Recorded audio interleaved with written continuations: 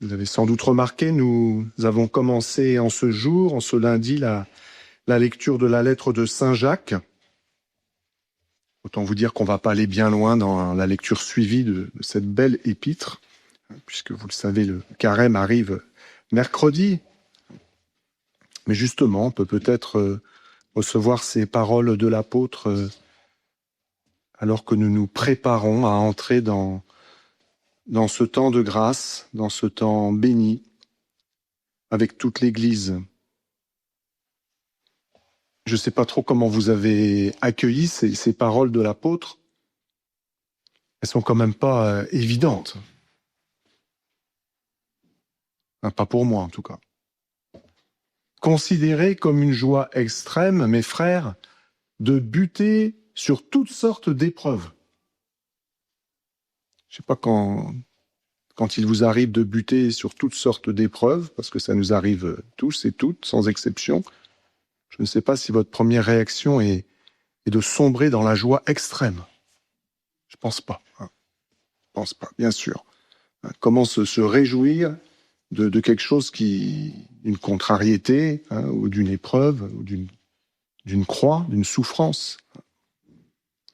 Donc bien évidemment, il faut aller plus loin, comprendre ce que l'apôtre veut nous dire. Il ne dit pas qu'il faut se réjouir du mal, bien évidemment. Mais il nous invite à persévérer, à ne pas nous révolter contre le Seigneur à la moindre contrariété, à la moindre épreuve. Je vous le prêche, mais je me le prêche à moi en premier, bien évidemment. Il y a un mot qui apparaît dans ce passage qu'on vient d'entendre, c'est le mot de sagesse. Si l'un de vous manque de sagesse,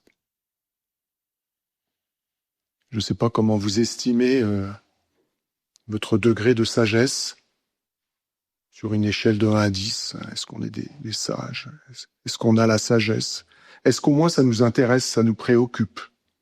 Souvent, on se préoccupe d'acquérir plein de choses, mais la sagesse, on n'y pense peut-être pas beaucoup. Ça nous rappelle l'exemple de Salomon. Dieu lui a dit « Demande-moi tout ce que tu veux, tu l'obtiendras ». Et il a demandé la sagesse. Et il l'a eu, mais il s'est détourné après de cette sagesse. Alors ce temps du carême qui va commencer nous est donné sans aucun doute pour progresser dans cette sagesse. Non pas seulement une discipline intérieure pour que moi je sois sage et puis je m'intéresse pas aux autres. C'est pas ça la sagesse. Il s'agit de s'accrocher un peu plus à Dieu, qui est bien évidemment la source de toute sagesse. C'est lui qui va nous la donner, la sagesse. Il nous faut la demander, comme l'apôtre nous le dit. Nous accrocher un peu plus, chaque jour un peu plus, à Dieu, nous détacher des fausses valeurs, des fausses richesses, de ce qui ne tient pas. Voilà peut-être ce programme qui nous est donné pour ce temps de carême. Demandons, oui, le don de la sagesse à une époque où beaucoup de choses semblent s'écrouler. Après, je crois que c'est un peu toutes les époques pareilles. Quand on regarde l'histoire de l'Église, mais beaucoup de choses nous révoltent, peuvent nous mettre en colère, à juste titre. On ne peut pas s'habituer au mal dans le monde qu'on voit autour de nous. Ou alors, si on est blasé, ce serait grave, bien évidemment. Mais en même temps, le Seigneur nous invite à ne pas entrer dans le tournoiement du monde.